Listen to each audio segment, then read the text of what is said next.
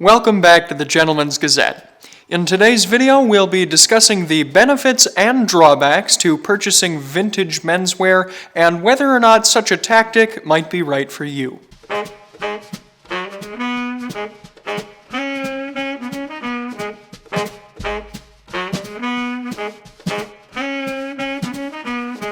If you're a regular viewer of the Gentleman's Gazette channel or a reader of the articles on our website, it's probably safe to say that you don't only enjoy our content on a purely informational level. If you're anything like me, for example, not only do you enjoy learning about classic menswear, but you enjoy wearing it as well.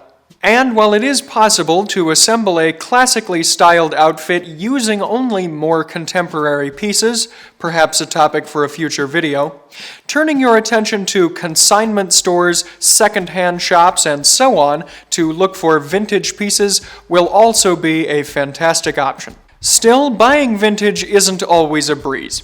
As such, let's get into a comprehensive breakdown of the pros and cons of buying vintage menswear, starting first with the positives. Firstly, you'll be able to find garments in styles that aren't commonly produced or available anymore. If you do find garments like these, they'll allow you to stand out even from other well-dressed men. You can be a true dandy in head-to-toe vintage if that's your thing, or you can mix vintage and contemporary pieces for a look that's still classic and harmonious. Whatever the case may be, having a few vintage pieces in your wardrobe will allow you to be truly unique and inventive with your outfits. Next, prices are often just a fraction of what you would pay for something new, especially if you're shopping in places like Goodwill, for example. Also, our founder, Sven Raphael Schneider, has had good luck purchasing things at European flea markets, especially in the off-seasons.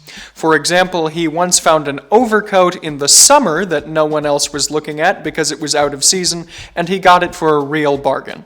Also, vintage garments can generally be tailored just as easily as something new. This depends on the individual garment, of course, and whether it's got excess fabric to let out or remove. As an example, you could find a sport coat for $15 to $20, spend another $30 or so on tailoring, and end up with a vintage piece that fits you like a glove for just a fraction of the price of what you would have paid for a new garment, and that's one that probably wouldn't fit you as well right off the rack anyway. In a similar vein, older methods of clothing construction were often more durable, both in terms of the raw materials used and in the detail of human construction. Conversely, a lot of modern clothing made for the fast fashion world that we live in is frankly designed to fall apart. In the days when durability was prized over having the newest and latest garments of the season, you could get a great deal more wear out of your pieces. Another plus, by shopping at a consignment store or similar establishment, you'll be supporting your local economy rather than some giant corporation. This isn't to say that we're suggesting you swear off Macy's, of course, but it is nice to know that in some circumstances you're supporting small businesses in your area.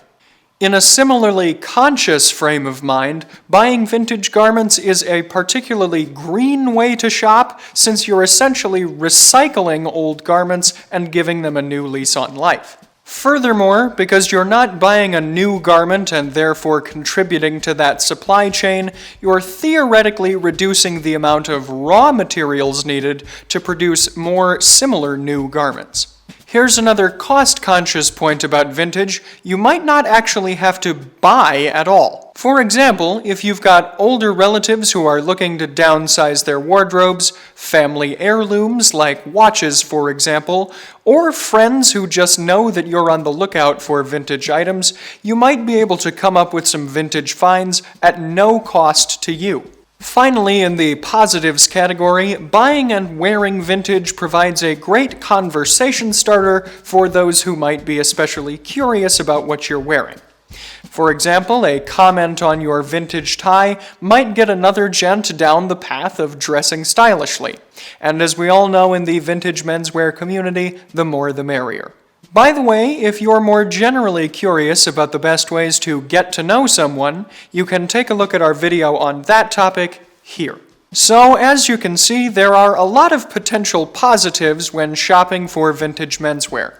With that said, though, you should also be aware that there can be some potential downsides. Firstly, you might not always find the size you need, especially if you're a larger man. In terms of both height and weight, the average man has just gotten bigger around the world in the last 100 years.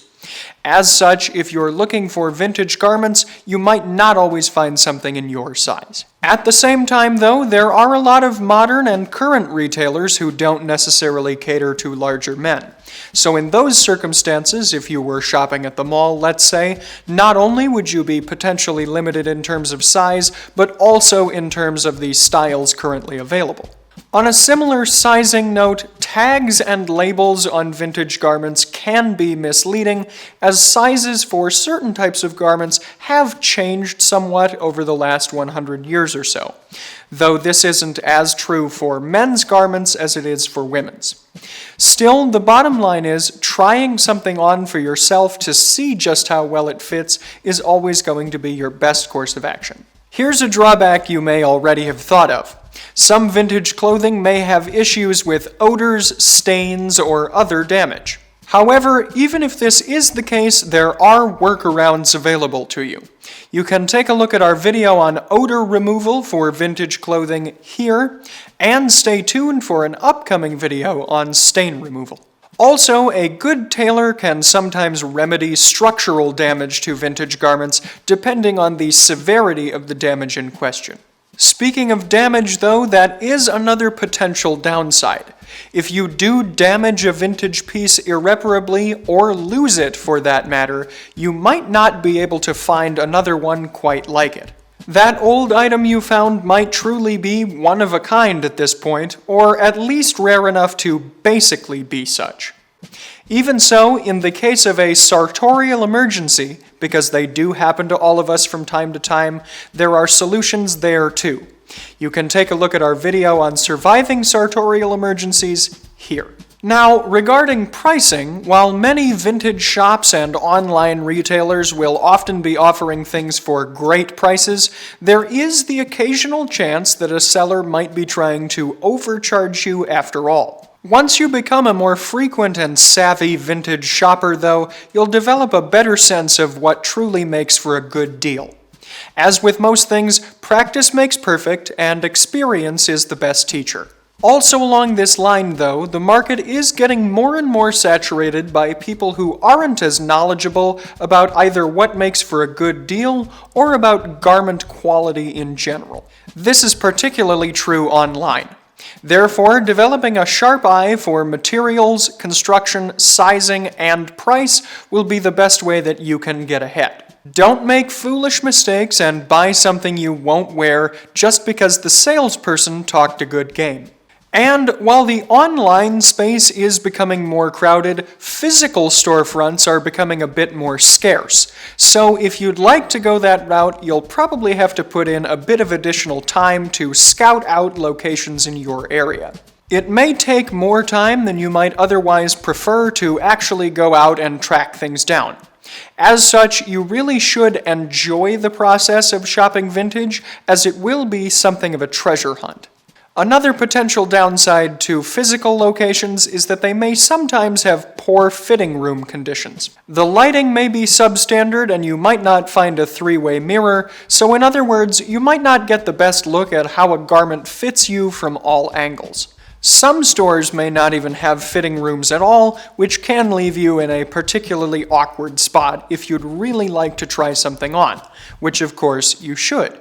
And perhaps the biggest drawback, many vintage sellers, whether online or in store, will often have no returns policy or a very limited one. This may translate into a monetary loss if you end up not wearing or liking a garment, barring additional financial outlay for tailoring. Taking all of these factors into consideration, then, the required effort may ultimately result in you falling prey to the so-called "this will do" phenomenon. Since you might only find one sizing option for a particular garment, for example, you may decide to lower your standards a little bit and buy it even though it might be too loose or too tight. And even if a garment does fit you well, you may be willing to buy something that you don't truly love or think you'll wear often just because you're getting a deal. In short, just don't settle for something that you're probably not going to wear. There will always be other vintage finds out there that will suit you better. So, there's our list of the pros and cons of buying vintage menswear. In general, though, the question remains, do we recommend that you actually try it out? The short answer is absolutely. Yes, there is a bit of work involved, and granted, you may not hit a home run with a great vintage find right away. But if you're looking for a unique way to add a distinct flair to your wardrobe at an economical price, the benefits of buying vintage are clear. On that note, stay tuned for an upcoming video featuring some of the best vintage finds that both Raphael and I have in our own personal wardrobes. Which of the arguments we laid out today did you find most compelling? And if you haven't tried it before, are you tempted to try shopping for vintage menswear now? Let us know in the comments section below. And as always, don't forget to subscribe to the Gentleman's Gazette channel and hit the little bell icon so videos like these come right to your inbox. In today's video, I'm wearing several vintage pieces from my own collection. We'll start with my brown suit, which is in a dark shade commonly referred to as charcoal brown, and also features alternating subtle pinstripes in both tan and light blue. I believe the suit dates to the early 1980s, hence the power shoulders. Even though I'm not crazy about them, I do like some of the other details of the suit, such as the ventless back on the jacket, and the fact that the pants are pleated and contain both belt loops and buttons for suspenders. Similarly, the suspenders I'm wearing today are also vintage, and I picked them up from a local menswear shop from just a few dollars. My tie is also vintage, and it's a printed silk featuring both stripes and florals. It has colors of burgundy, navy, tan, and gray, and as such, it harmonizes particularly well with my suit. My pink pocket square is also vintage, and it features a subtle check around its border in white. Rounding out my vintage pieces today is my tie clip, a gold one I believe from the late 50s or early 60s that works particularly well with the thin tie I'm wearing today. The cufflinks I'm wearing today aren't vintage, but they are gold and they're inset with ruby-colored stones, so they harmonize well with my tie in particular. They're actually from a set that go with warm weather black tie, and if you're curious about that dress code, you can check out our article at the newly renovated black tie guide here. The other pink elements in my outfit today are my shirt, which is a French cuffed model from Charles Tirrett, as well as my socks, which are also just in plain pink.